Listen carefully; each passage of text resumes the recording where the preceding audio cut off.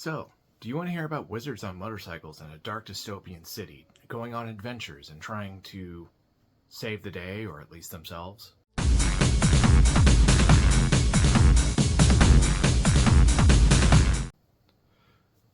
you want to know about a system where you play a wizard or some other type of spellcaster who rides a motorcycle in a dark dystopian city going on adventures in order to save the day or perhaps just your own skin?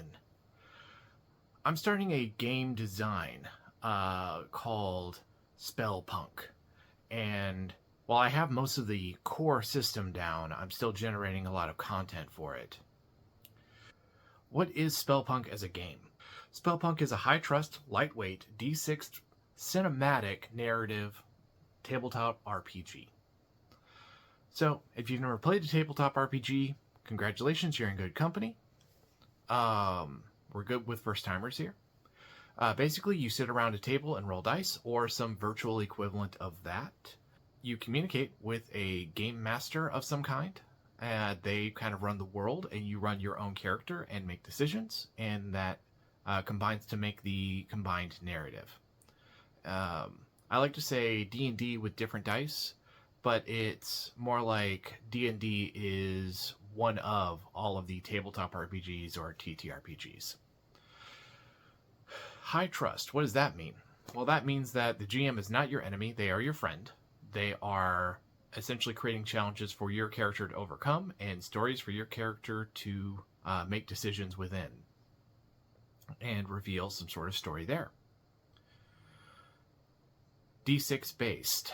Well, unlike D&D, which uses a lot of different shaped polyhedral dice, which are fun, I love D&D, but this game is designed to be extremely accessible and therefore 2d6 or more. If you've ever bought a board game ever, it almost always comes with 2d6. Even Monopoly comes with 2d6. Now, this game, you'll roll multiple d6s at once, if possible. Otherwise, you just have to pick them up and re-roll them. But in Spellpunk, the core mechanic is that you always take the two highest d6s. So if you roll a 2, a 3, a 4, and a 5, you'll only take the 4 and the 5 and add them together. So that makes it really quick. Now, it is a single roller RPG, so you could technically play this game alone if you're willing to GM yourself. You'll know if you succeeded or failed based on the target number. There's a certain amount of bounded accuracy in this game. I'm excited because I have the vast majority of the system done. The core system, the dice mechanics, the equipment mechanics, the combat mechanics, all of those are very much in place and ready to go. I've playtested a few times with friends, and I look forward to bringing all of you in on this design process. I've encountered a few novel challenges, but to bring you up to speed, essentially this started out as very much a Fate Core-like game, and has ended up being some sort of combination of Fate Core, Dungeons & Dragons, and I'd say a third game would be maybe Powered by the Apocalypse or the Apocalypse system. It's kind of morphed quite a bit.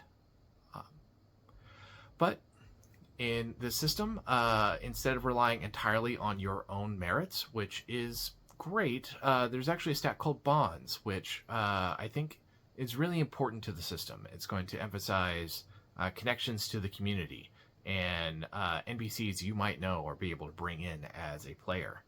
So this is going to be a lot of fun that way. I also look forward to writing all of the fiction that goes about this, but so far as I can tell, two of the main themes are going to be that identity is resistance and individuality is rebellion. I know that this is not necessarily Earth for this Spellpunk universe, but it is going to be very much once a fantasy world advanced into the future. I look forward to going over that more with you in later videos, and I'm looking forward to all this fun we're about to have. Let's keep being awesome, guys.